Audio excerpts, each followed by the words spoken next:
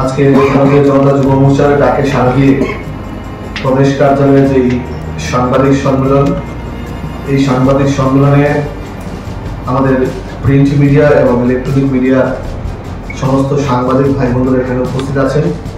ভারতীয় জনতা যুব মোর্চা ত্রিপুরার প্রদেশ কমিটির পক্ষ থেকে আপনাদেরকে আন্তরিক শুভেচ্ছা অভিনন্দন জ্ঞাপন করছি।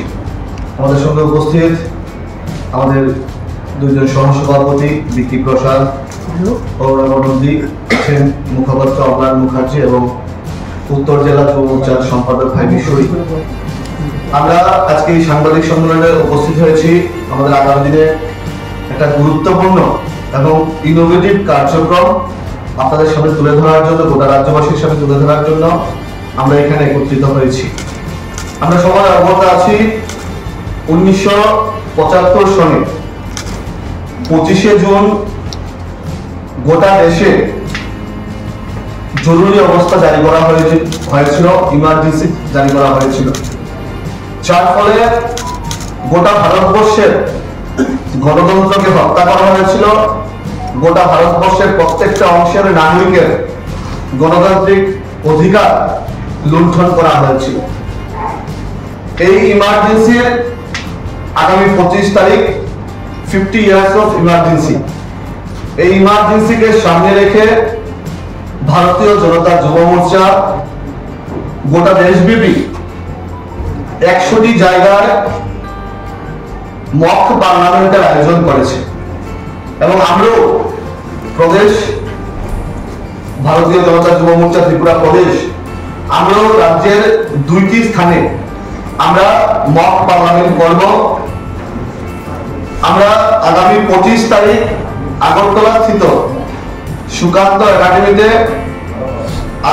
এবং আগামী 28 তারিখ ধর্মনগরে, এই 2টি স্থানে আমরা মক পার্লামেন্ট করব।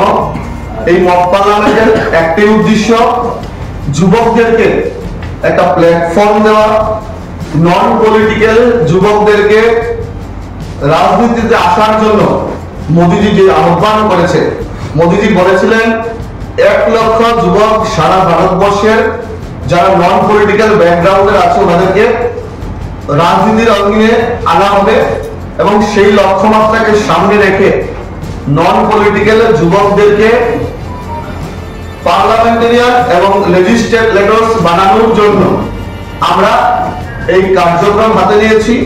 একটা ইনোভেটিভ কার্যক্রম এবং সেটার স্বরূপ একটা পার্লামেন্টের ভিতরে যেরকম ভাবে বসার জায়গা থেকে শুরু করে স্পিকার, ডেপুটি স্পিকার, প্রত্যেকটা বিষয় আমরা একটা মিনি পার্লামেন্টের মতো আমরা করব এবং গোটা রাজ্যবাসীকে একটা সুন্দর, ইনোভেটিভ এবং নতুন অনুষ্ঠান আমরা উপহার দেব এবং যুবকদেরকে আমরা রাজনীতির আঙ্গিনে আনার জন্য আমরা এই কার্যক্রম করব।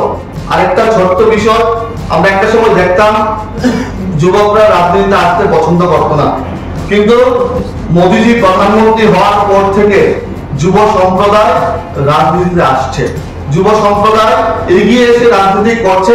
এটা কিন্তু আমাদের দেশের পক্ষে, পলিটিক্সের পক্ষে একটা পজিটিভ সাইন এবং ভারতীয় জনতা পার্টি একটা প্ল্যাটফর্ম, যুবকরা যারা কাজ করার একটা প্ল্যাটফর্ম, মানুষের জন্য একটা কাজ করার প্ল্যাটফর্ম।